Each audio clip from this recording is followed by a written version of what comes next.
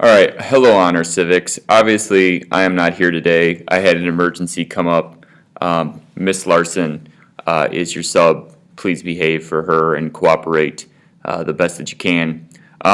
Today, what we're going to be doing is watching on YouTube the propaganda videos that we made because, hey, why not? They're fun, and we made them, so we might as well see them. Overall, people did a pretty good job on them. I won't be able to review some of the propaganda that we've seen on it, but I think by watching the videos, we pretty much have the concepts.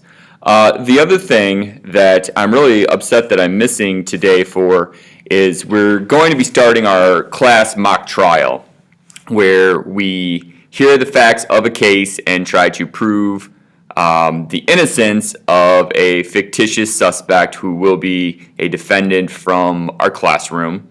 And there are a variety of roles that need to be filled. Now, I will have a list that I'll give Miss Larson, the substitute, to fill out, and I have an order for who gets to choose. Okay, so pay attention because these roles are important to understand. Okay, there are two different types of lawyer. Okay, you can either be for the prosecution, which tries to prove the defendant is guilty of a crime, or you could work for the defense.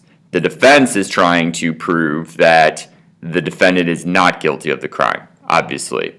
So those are the two lawyer roles. There will be a limitation of five prosecutors and 5 defense lawyers on each side. Then we also have the jury. The jury is typically 12 people who have to work and anonymously come to a verdict in this case. Since we have 30 students in the classroom, there will actually be 12 jurors and 2 alternates. So there'll basically be 14 jurors. When it actually comes time to make a decision, if any of those people are absent, we'll just, use the alternates. And if worse comes to worse, 2 people won't get to put their feedback into the trial. But we'll decide that after the case has been heard. So there'll basically be 14 jurors. And then there are 6 witnesses. Okay, the witnesses, there's some very specific roles. One is the defendant, Martha Monroe, who has been accused of killing her husband in first-degree murder.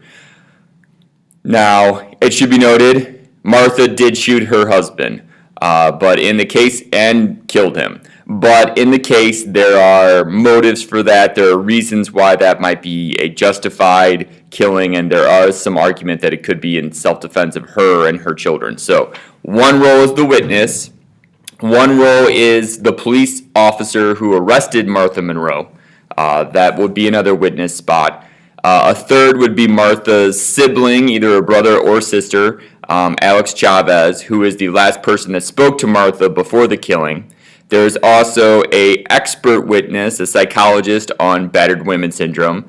There is another doctor who had treated Martha Monroe in the past for a variety of physical conditions, probably from abuse that she received from her husband. And there is a witness who ran a women's shelter that Martha had fled to for a period of time. So, I know that's a little confusing, but you'll have to decide if you're going to want to be a lawyer for the defense or prosecution. That's 5 each.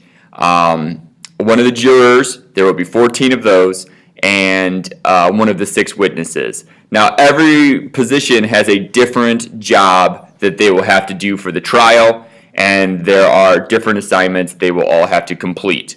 The lawyers will have to prepare questions for all the witnesses. They will have to prepare an opening and closing statement for all those witnesses. So that's their job. The witnesses will have to read a variety of websites talking about how to be a witness, and then memorize their material for the trial. And then when it's all over, they'll have to write a small interview between themselves and the media, talking about if the right verdict was reached.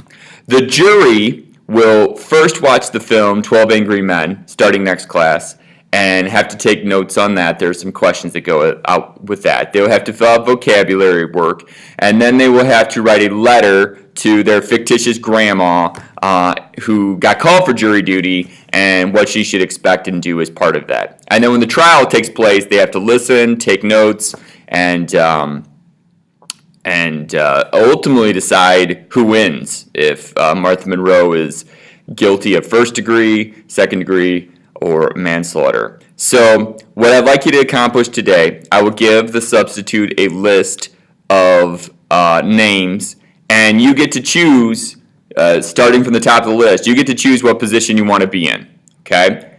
Once all the lawyer spots are filled, okay, so once we have 10 lawyers, then the lawyers, as a group, all 10 of them, get to decide what the rest of the jury will be.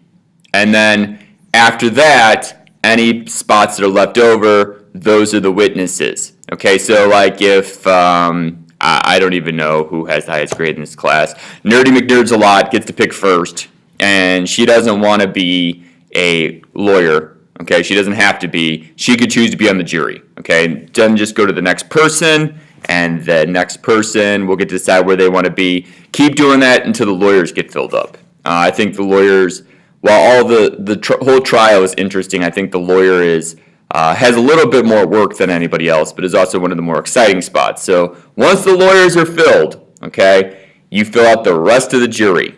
That's the lawyers do it from that point. So once we have 10 lawyers, we stop going down the list altogether, and then they get to pick people to fill up the rest of the jury.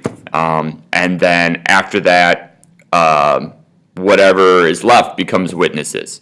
Okay, so that's the way it works. All right, good luck. Hopefully this goes well. I would be here today if I could, but emergency came up. So, okay, have a good day.